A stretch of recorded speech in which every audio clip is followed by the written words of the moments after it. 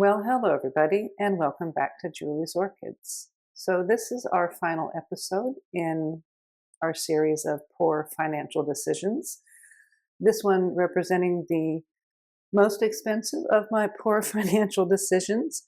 But there was reasons why I was willing to spend the amount of money I spent on this plant. So stick around and we'll go over that and learn more about this Paphiopedilum.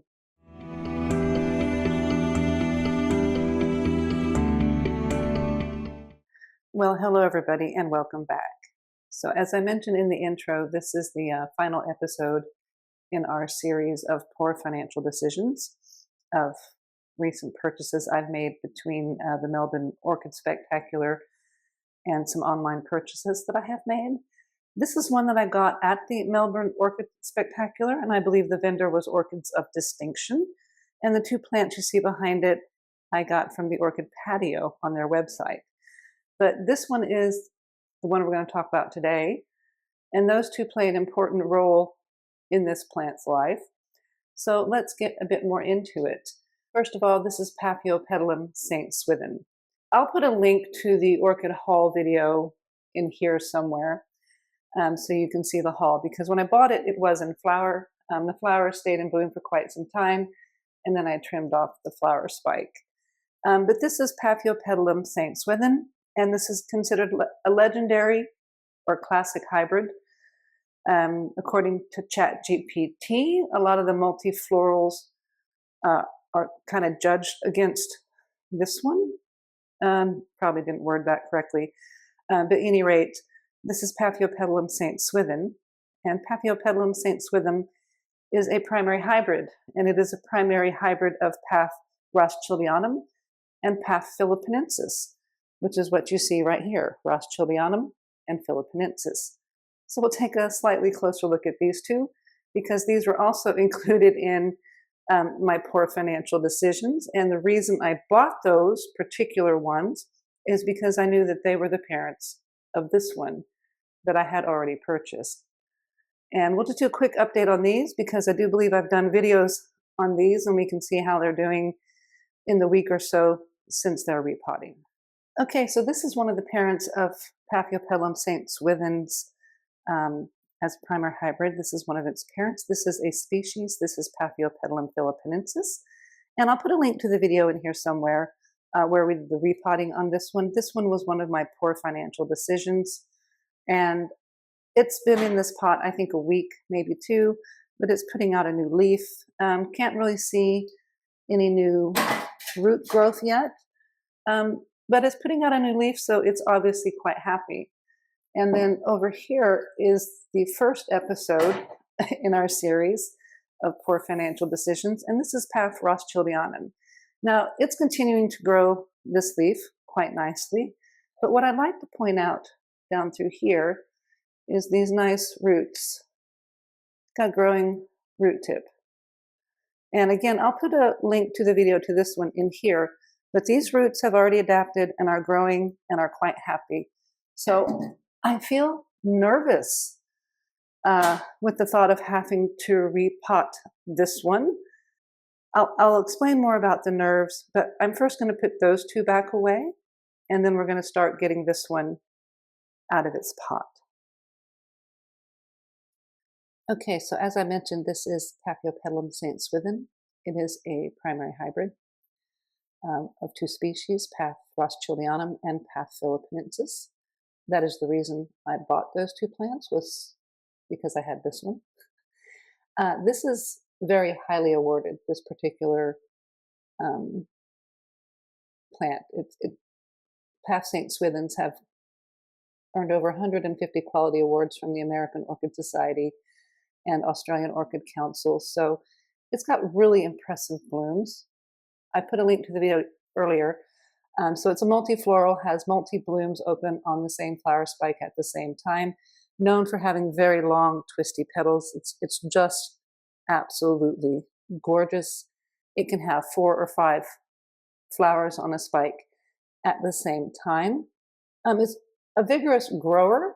As you can see, I bought it with 2 other spike new growths coming out of this one fan.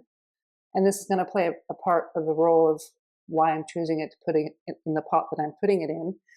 I'm hoping that once we get them happy, they're going to be really good with putting out root growth. Now, I do struggle in Australia, particularly the last few days, with humidity. Now, we're still learning the climate here in Victoria, and it becomes summer immediately, and there's, I think, 11 different bushfires burning throughout the state of Victoria right now. So it's been a bit hot, and it's been a bit dry, and it's been quite a bit smoky. But it's been really, really dry. My humidifier is draining an every day and a half, and I've got an 11-liter whole room humidifier. That's how dry it's been. There aren't any fires near us, so I'm not worried about that. It's just, you can smell the smoke and you can really feel the heat. It's been quite hot and dry. Paths don't like that. So I watered this plant yesterday, and I'd say down to here, it's already dry. Deeper in, it's not. But, ooh, that is not a good sign. So, ooh, for this price of this plant, this is not a good sign. Now, I've had this long enough that I'm going to say this is probably some of my doing. I should have put this into pumice a lot sooner. There's no roots. These are all dead. But these new growths should be putting out roots soon. And these ones right here. Okay, we've got something. Hopefully these ones will come in. So, ooh. Now this is going to be really upsetting once I tell you how much I paid for this plant. And I don't know if these roots have been like this the whole time. I do know the whole time I've had the plant, it's kind of had a bit of a lean to it. And I guess that makes sense now because there wasn't much holding it together in the pot. So I'm going to go clear this little bit of mess up, and we're going to get ready to repot this. And hopefully, I'm not happy with this. I'll be right back. Okay, so after seeing the lack thereof any root system on this plant, I've decided that we're not putting it in this. I was hoping that the root system on this plant would be more similar to the Philip Hughes, but it's not. So I think right now this is way too big for what we've got. So this is the smallest one that I have that I think will suit whatever roots might be coming, and then we're going to pop it into this one. So we're just going to make some changes. There's really no need to use the water bath technique because, as you can see, these are the only roots. There's not much. So yeah, we're just going to get busy. Move some of this around here, and I'm going to bring the pumice back up. But for now,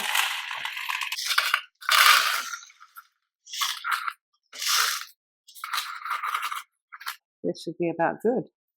So I'm sure you guys are curious as to how much I paid for this rootless wonder. For me to say that I'm exceedingly disappointed in how this looks is an understatement. So this one ran me $660. And like I said, at the time, I was perfectly happy to pay for it. I've had it a couple months, so it could be my Karen culture that caused the root loss on that one. I don't know that it was my Karen culture, but I'll take the blame for it. And kind of an expensive mistake to make. And I guess that is what it is. So we're just going to get this in here as best we can. And we're going to stabilize it with a skewer. And we're going to hope that those roots, those little tiny ones that are on this plant, respond well to being covered. Now, this is going to seem like an excessively long stake for this plant, but this is the one that it came with to stake the flower. So we're just going to use this here.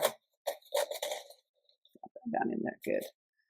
Now I'm just going to put a little bit more pumice around here.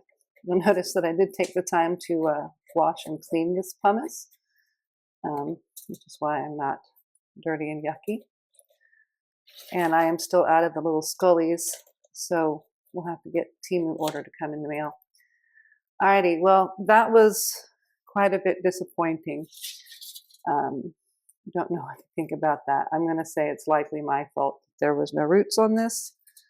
I think I let it set in its bark media in this house for too long. I'm still learning the environment here in Victoria, so it's gone from being very humid, pretty humid and cool to, in a matter of a few days' time, 42 degrees C. That's like 112 Fahrenheit. Absolutely no humidity, and the last 3 or 4 days bushfires. So, at any rate, this is a $660 rootless wonder, which is now in my preferred setup. You can see that I've got the pumice level right on up to these new growths here. This plant here, I'm pretty positive those roots that it has left, the little short stumpy ones, I'm hoping they're still alive. They still feel good. The hope is that they will start growing into this pot here, kind of like how nicely that Paphiopedilum put some roots out. And I'm hoping the Rothschildianum in this one's roots go the same. The Philippinensis, it's too soon to see how those roots go. If I remember correctly from the Philippinensis I have in Perth, it should do fine. So I'm thinking both of the species that are in this primary hybrid, even though it's in this condition, now that it's in this setup where it'll be more evenly kept, evenly moist throughout the substrate, should be good for those new root growths. It doesn't seem to be harming the plant any. The little tiny roots it's got evidently are doing just fine. These new growths have continued to enlarge and grow and do what I would expect them to. The leaves are maintaining their nice glossy greenness, and they're nice and firm. So there it is. That's our last episode of Poor Financial Decision. And yes, this one did set me back $660. But this is Paph St Swithin's, and this one is awarded. And I've got the two species plants that are in this one. So it's a nice little collection there. And I thank you so much for watching. If you like the video, please give me a thumbs up. A subscribe would be really appreciated. Do hit that notification bell. I will be doing follow-up videos, particularly on this one, this $660 rootless wonder. Now, I've seen these for sale online, and a plant this size was going for $500 US, which given the exchange rate, yeah, about the same. So again, thanks so much for watching. Please give me a thumbs up and have a lovely day.